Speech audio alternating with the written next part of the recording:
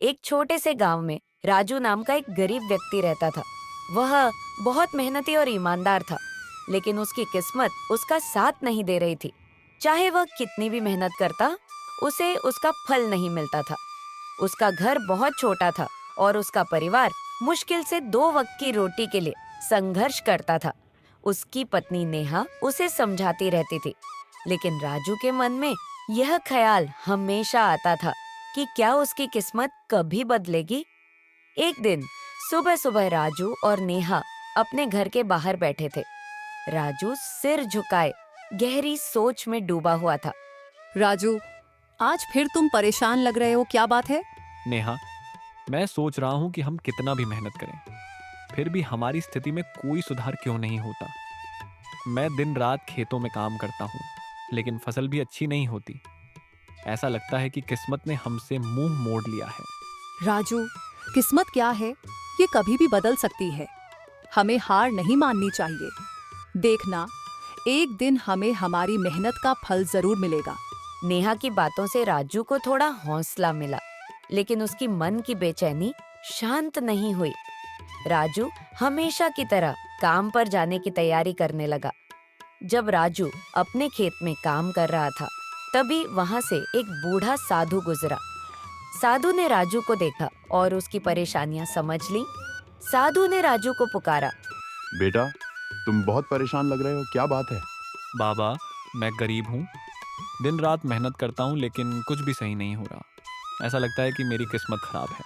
साधु ने राजू की बात ध्यान से सुनी और मुस्कुराते हुए कहा, बेटा, किस्मत का खेल बहुत अनोखा है। जो आज गरीब है वह कल अमीर बन सकता है, और जो आज अमीर है वह कल गरीब हो सकता है। लेकिन तुम्हारी मेहनत और ईमानदारी देखकर ऐसा लगता है कि तुम्हारी किस्मत जल्दी ही बदलने वाली है। राजू को साधु की बातें अजीब लगी, लेकिन उसने साधु का सम्मान किया और उन्हें पानी पिलाया। बाबा, अगर ऐसा हो जाए तो हमारी जिंदगी की सारी परेशानियां खत्म हो जाएंगी। साधु ने राजू के सिर पर हाथ फेरा और उसे एक छोटा सा पत्थर दिया। यह पत्थर साधारण नहीं है। इसे अपनी जेब में रखो और जो भी काम करो पूरे दिल से करो। तुम्हारी किस्मत का बदलना तुम्हारे दिल से शुरू होगा। राजू ने साधु की बातों को गंभीरता से लिया और पत्थर को अपनी जेब में रख लिया। उसने साधु को प्रणाम किया और अपने काम पर लौट गया। अगले दिन राजू खेत में काम कर रहा था, तभी उसे एक पुराना मिट्टी का घड़ा मिला। उसने सोचा कि शायद किसी ने इसे यहाँ छोड़ दिया होगा, लेकिन जैसे ही उसने घड़े को उठाया, उससे सोने के सिक्के निकलने लगे। हे भगवान, ये कैसे संभव है? इतने सारे सोने के सिक्के, क्या ये मेरी किस्मत है? राजू ने तुरंत घड़ा उठाया और नेहा के पास दौड़ कर गया। राजू, ये क्या है? तुम इतने परेशान क्यों हो? नेहा, देखो ये सोने के सिक्के।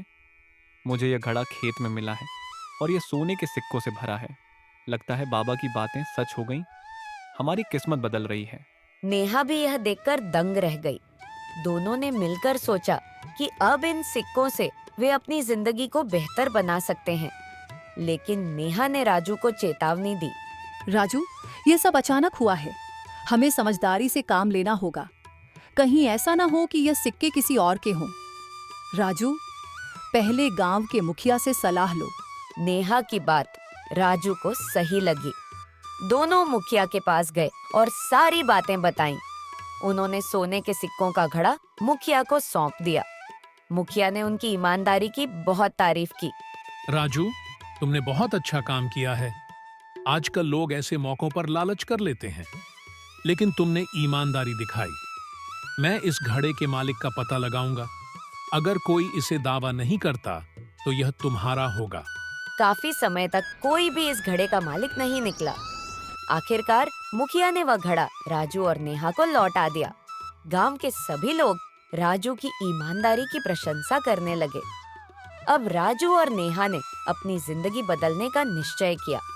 उन्होंने अपने खेतों में निवेश किया, अच्छे बीज खरीदे और नई तकनीकों से खेती शुरू की। धीरे धीरे उनकी फसलें लहलहाने लगीं।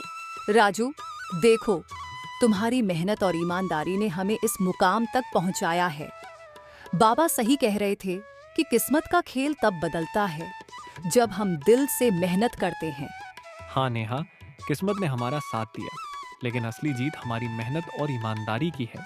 इस कहानी से हमें यह सीख मिलती है कि किस्मत मेहनत करने वालों का साथ देती है, लेकिन सबसे जरूरी है हमारी ईमानदारी।